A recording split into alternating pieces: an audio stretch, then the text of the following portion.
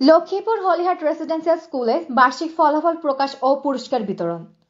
Lakshmipur হলিহাট residential school and কলেজে বার্ষিক পরীক্ষার ফলাফল প্রকাশ এবং বৃত্তি পরীক্ষার পুরস্কার অনুষ্ঠিত হয়েছে। সোমবার 30 ডিসেম্বর সকালে পৌরসভা 3 নং ওয়ার্ড বাঞ্ছানগর প্রতিষ্ঠান প্রাঙ্গণে এই অনুষ্ঠান আয়োজন করা হয়। অনুষ্ঠানের প্রধান অতিথি হিসেবে উপস্থিত ছিলেন লক্ষ্মীপুর জেলা জামায়াতে ইসলামের আমির SUM রুহুল আমিন ভুইয়া। প্রধান বক্তার বক্তব্য রাখেন লক্ষ্মীপুর সরকারি কলেজের অধ্যক্ষ অধ্যাপক মঞ্জুরুর রহমান।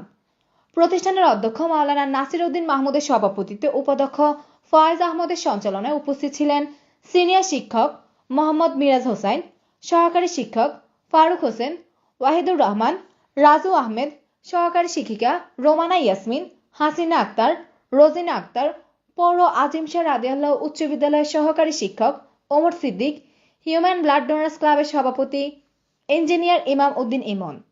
অভিভাবকদের মাঝে বক্তব্য রাখেন নাসরিন আক্তার প্রমুখ। উল্লেখ্য, গত 18 ডিসেম্বর শহরে বিভিন্ন প্রতিষ্ঠানের শিক্ষার্থীদের নিয়ে বৃত্তি পরীক্ষার আয়োজন করেন হলিহাট ফাউন্ডেশন। উত্তীর্ণ শিক্ষার্থীদের মধ্যে ট্যালেন্ট পুলে 3 জন, প্রথম গ্রেডে 60 জন ও সাধারণ গ্রেডে 10 জন সহ মোট 20 জনের মাঝে নগদ অর্থ, ক্রেস্ট, সার্টিফিকেট ও উপহার সামগ্রী প্রদান করা হয়। এছাড়া প্রতিষ্ঠানের বার্ষিক পরীক্ষার মেধা তালিকায় প্রতি ক্লাসে শ্রেষ্ঠ 3 জনকে পুরস্কৃত করা হয়। প্রধান অতিথি তার বক্তব্যে বলেন, হলিহাট রেসিডেন্সিয়াল স্কুল অ্যান্ড কলেজ লক্ষ্মীপুরের অন্যতম একটি পুরাতন প্রতিষ্ঠান।